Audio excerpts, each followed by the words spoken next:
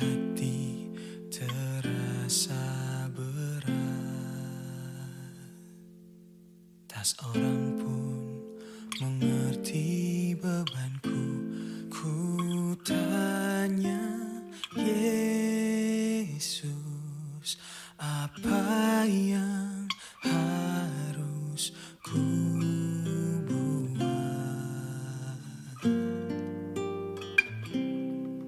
Dia berfirman, mari datanglah. Dia selalu pedulikan aku. Ku datang, Yesus. Dia pikul segala bebanku.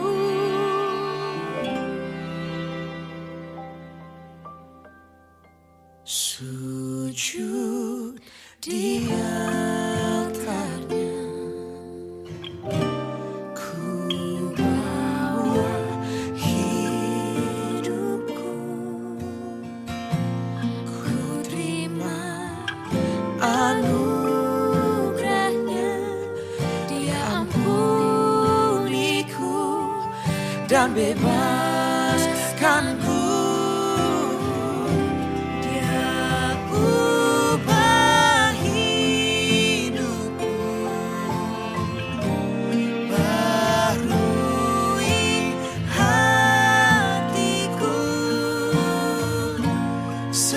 Sesuatu terjadi saat datang di altarnya.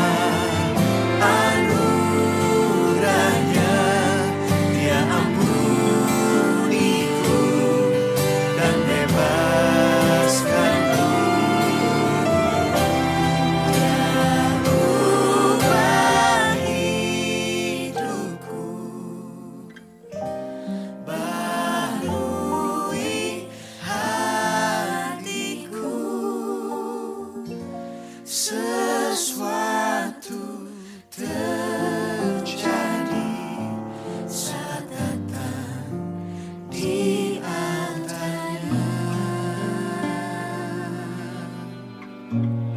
Pemulihan terjadi, Mujizat terjadi. kemenangan terjadi Saat datang di altarnya.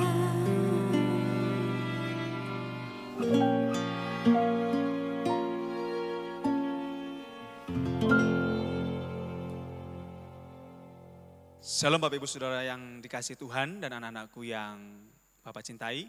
Pada pagi hari ini sebelum kita memulai ibadah pembuka awal tahun ajaran yang baru, mari kita bersatu di dalam doa. Bapa kasih yang di surga, kami bersyukur pada kesempatan pagi hari ini untuk kasih dan rahmat Tuhan yang telah Kau curahkan kepada setiap kami. Sebentar kami akan beribadah, Tuhan tolong pimpin dan sertailah setiap kami dari awal pertengahan hingga pada akhirnya. Biar Tuhan yang tuntun pimpin setiap kami, agar kami dapat menyelenggarakan ibadah dengan baik dan dengan sungguh-sungguh kepada Tuhan. Kami serahkan seluruh waktu kami ke depan ke dalam tangan pengasihan-Mu ya Allah.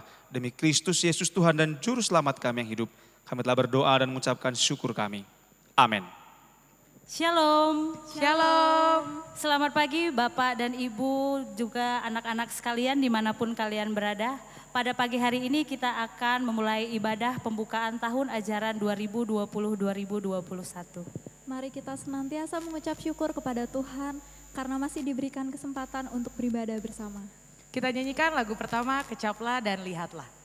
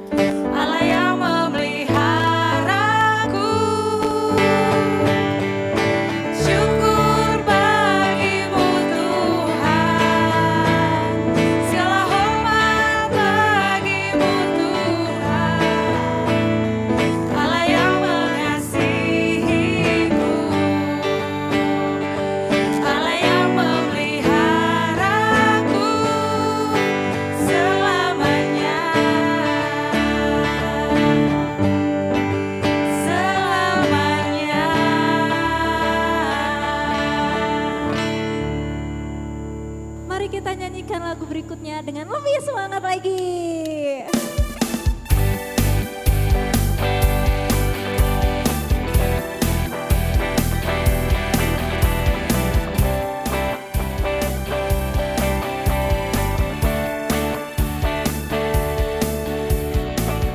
Lebih dari pemenang dalam segala perkara, iblislah dikalahkan oleh kuasa darahnya.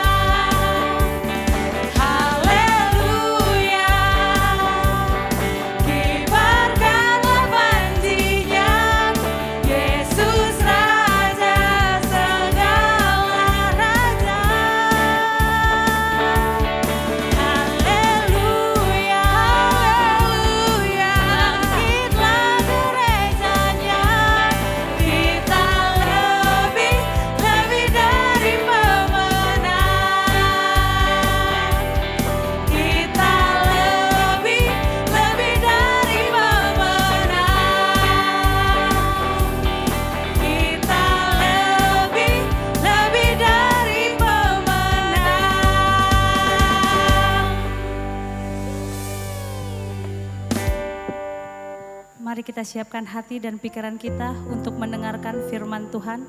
Kita nyanyikan satu lagu pujian pribadi yang mengenal hatiku.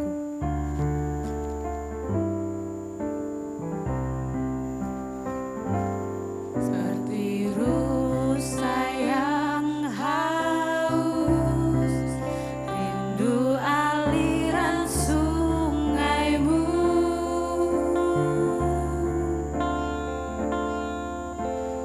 Hatiku tak tahan menunggumu.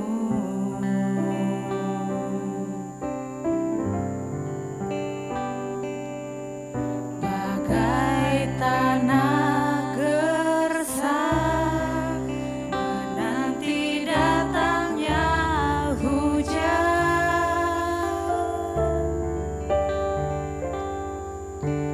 begitupun jiwaku,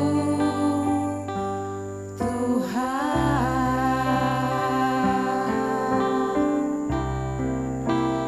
Hanya Engkau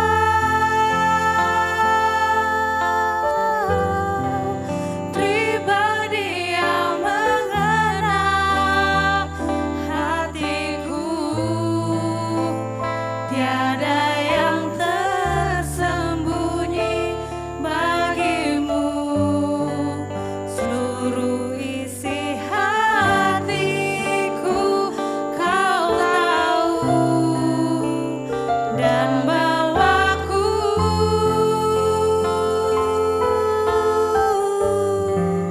untuk lebih dekat lagi padamu, tinggal dalam indahnya dekapan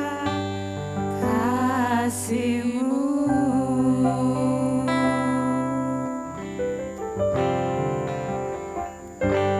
Seperti rusa yang haus, rindu aliran sungaimu.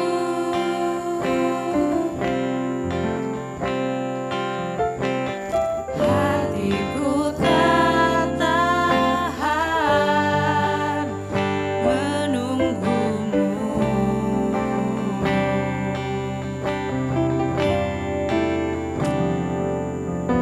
Bagai tanah gersang menanti datangnya hujan,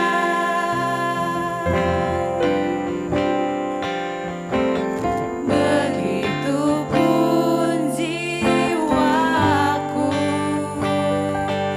Tuhan.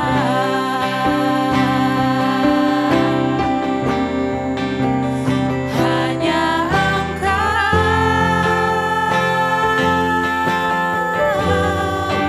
pribadi yang mengenal hatiku,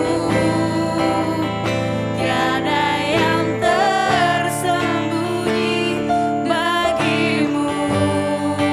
Seluruh isi hatiku Kau tahu, dan bawaku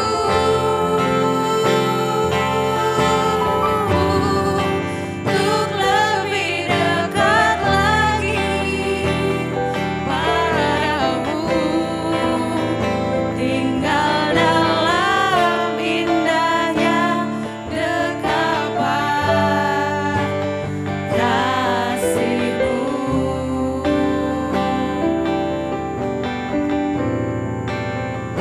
Tinggal dalam indahnya dekapan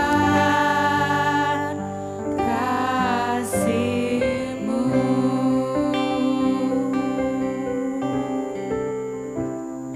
Mari semuanya kita bersatu dalam doa.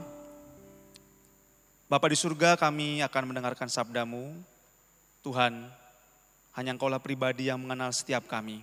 Sebagaimana pujian yang telah kami nyanyikan, kami tidak tahu ya Tuhan, sampai kapan pandemi ini akan berakhir. Tapi biarlah melalui tahun ajaran yang baru ini Tuhan, kami memiliki pengharapan yang baru, kami memiliki iman yang baru, dan kami memiliki sukacita yang baru. Sebentar kami akan merenungkan satu bagian daripada firman Tuhan. Tolong pimpin hati dan pikiran kami untuk kami tetap fokus kepada Tuhan.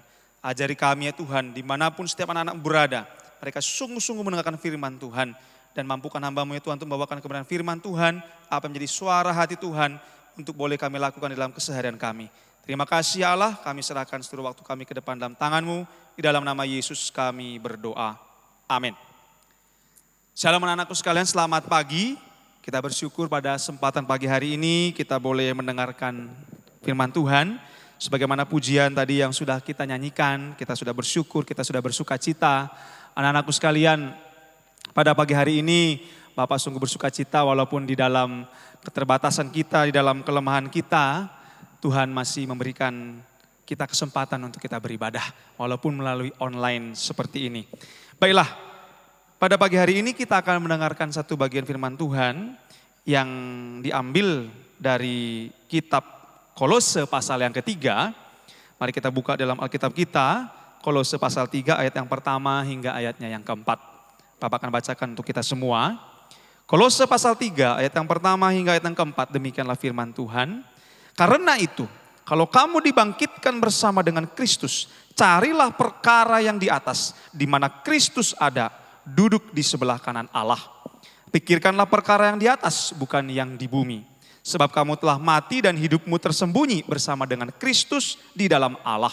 Apabila Kristus yang adalah hidup kita menyatakan diri kelak, kamu pun akan menyatakan diri bersama dengan Dia dalam kemuliaan. Nah, anak-anakku sekalian, sebelum kita lanjut kepada inti daripada firman Tuhan, marilah kita melihat video sekilas mengenai satu hal yang akan kita lihat. Saya persilakan.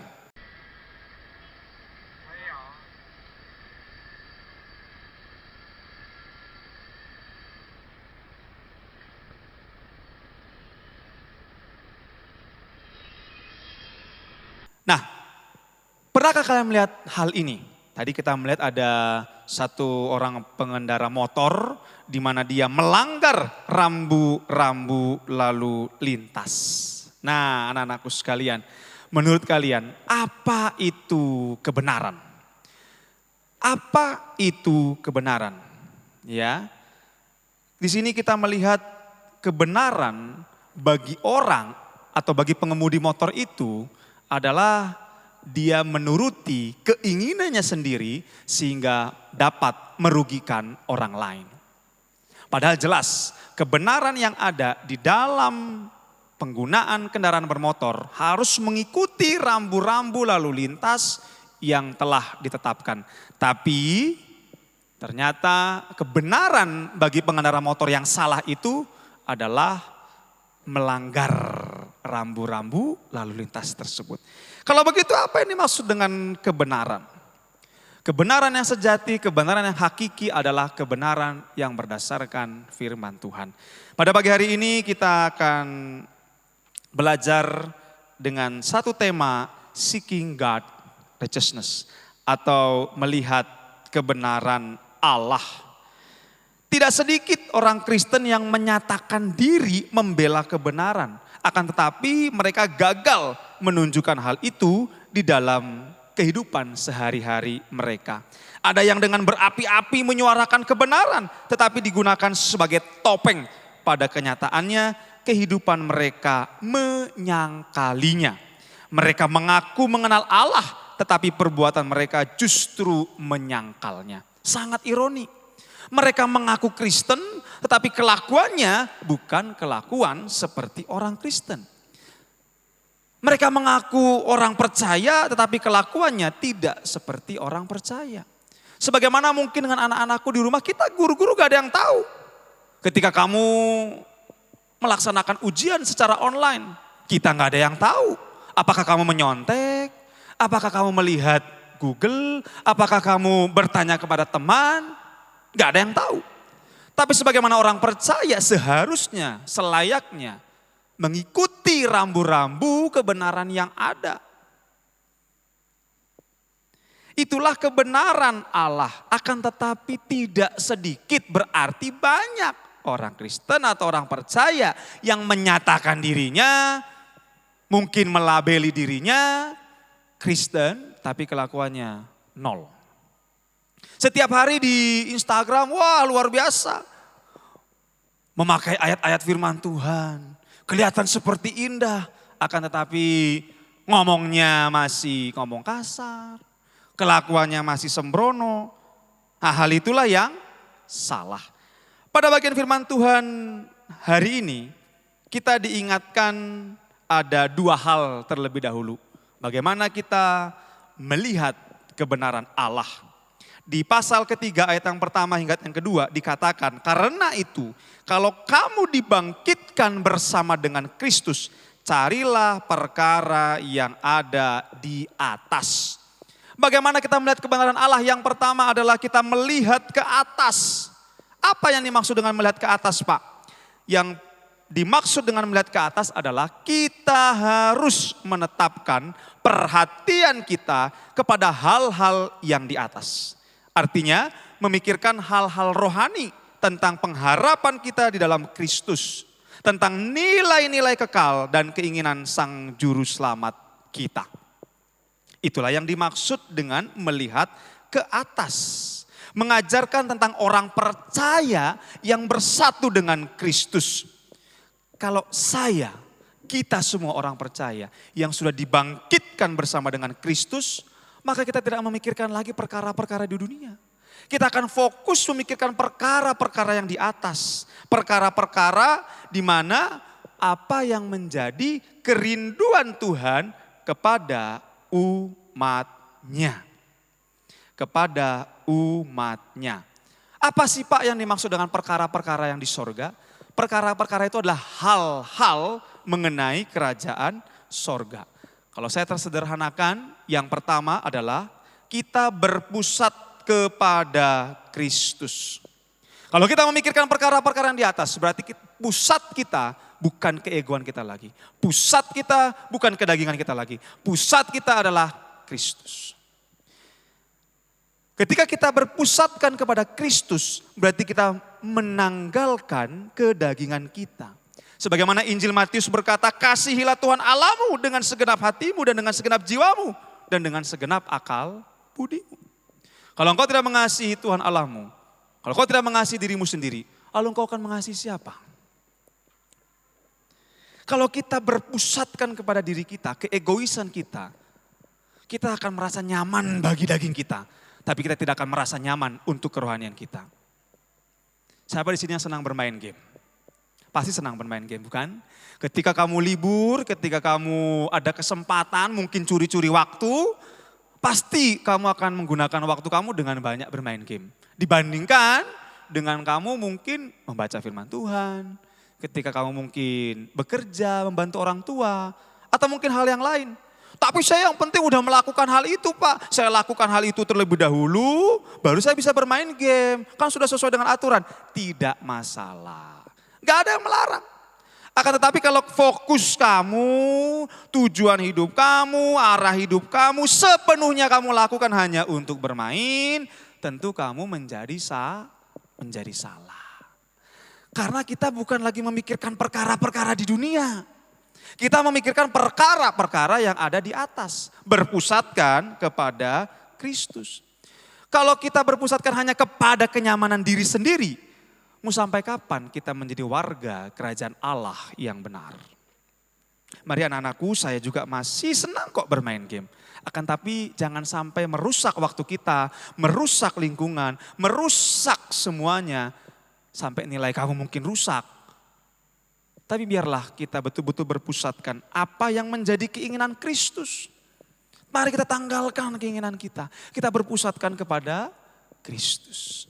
Karena dialah yang kita kasihi. Sebagaimana Allah terlebih dahulu mengasihi kita.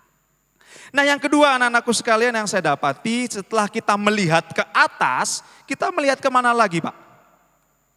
Melihat ke belakang. Dalam Kolose pasal 3 ayat yang ketiga dikatakan, sebab kamu telah mati dan hidupmu tersembunyi bersama dengan Kristus di dalam Allah. Apa artinya Pak? Kok kita malah melihat ke belakang?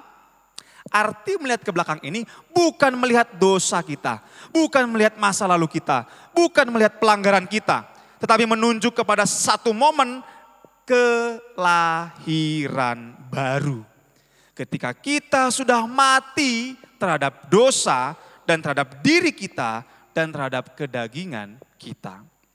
Dalam Roma pasal 6 ayat 5 sampai ayat yang ke-7 dikatakan Rasul Paulus memperluas pemikiran ini. Semuanya sudah terjadi di masa lampau ketika kita menjadi percaya. Orang yang percaya kepada Tuhan Yesus Kristus akan mati bersama dengan Kristus. Siapa di sini yang sudah percaya kepada Kristus? Kalau kalian sudah percaya kepada Kristus, ingatkah kalian ketika kalian pertama kali menangisi dosa-dosa kalian, kalian menerima Yesus sebagai Tuhan dan Juru Selamat, saat itulah kalian mengalami lahir baru. Sebagaimana cinta mula-mulamu berkobar-kobar, kau rindu untuk melayani Tuhan. Jangan sampai sekarang sudah melempem. Jangan sampai sekarang api itu sudah enggak berkobar lagi dalam hati kamu. Dan kamu pun menjadi katakanlah seperti zombie-zombie rohani yang datang berjalan seperti hidup tapi rohanimu mati. Mari lihat ke belakang sebagaimana Allah mengasihi kamu ketika kamu mengalami lahir baru, Tuhan mencintai kamu dan kamu pun mencintai Tuhan dengan seluruh kehidupan kamu. Jangan sampai kamu lupa. Jangan sampai kamu lupa. Ketika kamu sudah melihat ke atas, lihatlah ke belakang bahwa kamu sudah diselamatkan. Dan ketika kamu mengalami lahir baru, kamu sudah mati bersama Kristus. Apa artinya mati bersama Kristus, Pak? Kamu mati terhadap dosa kamu. Sekali lagi, melalui pembelajaran daring ini, gak ada yang tahu, gak ada yang melihat kamu bagaimana di rumah. Gurumu pun gak tahu. Tapi hanya Tuhan dan kamu sendiri yang tahu kelakuanmu. Bagaimana kamu di rumah? Apakah kamu menyontek? Apakah kamu membuka hal-hal porno? Apakah kamu membuka situs-situs yang tidak benar? Apakah kamu melawan orang tuamu? Gak ada yang tahu. Apakah kamu mengerjakan tugas-tugas kamu dibantu dengan orang tuamu? Gak ada yang tahu. Tapi ketika kamu mengingat kembali kalau kau mati bersama Kristus, maka bukan kedagingan kamu yang harus kamu tonjolkan. Ketika kamu sadar, kamu tahu, oh iya ini salah, jangan lakukan. Ketika kamu tahu dan sadar, oh ini gak benar, jangan kamu lakukan. Tetapi ingat bahwa kita sudah mati bersama dengan Kristus. Anak-anakku sekalian, banyak sekali pengalaman yang tentu membawa kita lebih percaya lagi kepada Kristus. Karena kita memiliki tanggung jawab yang besar. Karena kita memiliki kerinduan yang besar untuk lebih lagi bersama dengan Kristus. Tentu kalian tahu satu kisah di mana satu orang yang bernama Stefanus, dia harus mati martir, dia harus mati dirajam karena nama Kristus. Demi kenyamanan dirinya sendiri tentu dia tidak akan mau mati. Tapi karena dia tahu, karena dia mati dan bangkit bersama dengan Kristus, dia menyatakan kebenaran dan dia harus mati akan hal itu. Tapi dia tidak menganggap kematian itu sebagai sebuah hal yang buruk, tetapi sebuah hal yang indah. Mengapa? Karena di dalam kisah para rasul dicatat, ketika dia mati dia melihat kemuliaan Allah menaungi dia. Anak-anakku sekalian, ketika kita mati atau menghadap Tuhan, siapa yang kamu rindukan untuk menjemput kamu? Apakah Kristus atau siapapun itu? Mari kita pikirkan bagaimana kehidupan kita saat ini dan kehidupan kita kelak. Kita melihat ke atas, kita melihat ke belakang. Dan kita bersyukur akan hal itu bahwa Yesus sudah menyelamatkan kita semua. Jangan lagi tonjolkan kedagingan kita, tapi berhati-hatilah dalam seluruh tingkah laku dan kehidupan kita. Mari kita nyanyikan pujian, hanya dialah pribadi yang mengenal hati kita. Hanya dialah satu pribadi yang sungguh-sungguh tatkala kita sedih, tatkala kita mengalami kedukaan, tatkala kita mengalami kekosongan batin dalam kehidupan kita. Berserulah kita kepada Tuhan, mencari wajahnya. Mari kita merenungkan satu bagian firman Tuhan ini sambil kita berdoa. Coba lihat kehidupanmu. kehidupanmu di masa yang lalu. Kalau kau sadar, kau penuh dengan dosa, minta ampun sama Tuhan. Kalau kau sadar saat ini, kau harus mendapatkan pengampunan, datang kepada Tuhan. Berubahlah, membutuhkan sebuah proses. Biar tangan Tuhan yang menggapainya, biar tangan Tuhan yang menjamahnya. Kita membuka lembaran yang baru saat ini, tahun ajaran yang baru. Silakan, siapa yang punya komitmen untuk sungguh-sungguh dalam Tuhan, taruhlah tanganmu di dada dan berdoalah. Biar Bapak akan mendoakan kalian sambil kita nyanyikan pujian. Hanya Engkau, pribadi yang mengenal hatiku. Hanya Engkau,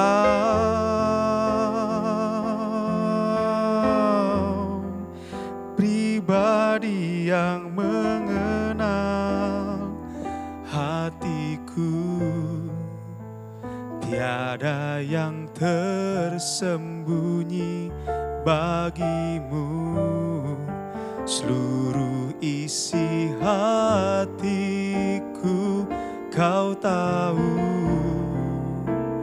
dan bawaku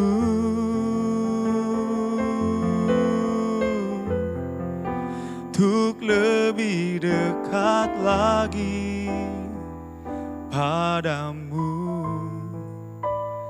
Tinggal dalam indahnya dekapan kasih-Mu. Tinggal dalam indahnya Tuhan. Tinggal dalam indahnya dekapan kasih-Mu. Tinggal dalam indahnya, tinggal dalam indahnya dekapan kasih-Mu.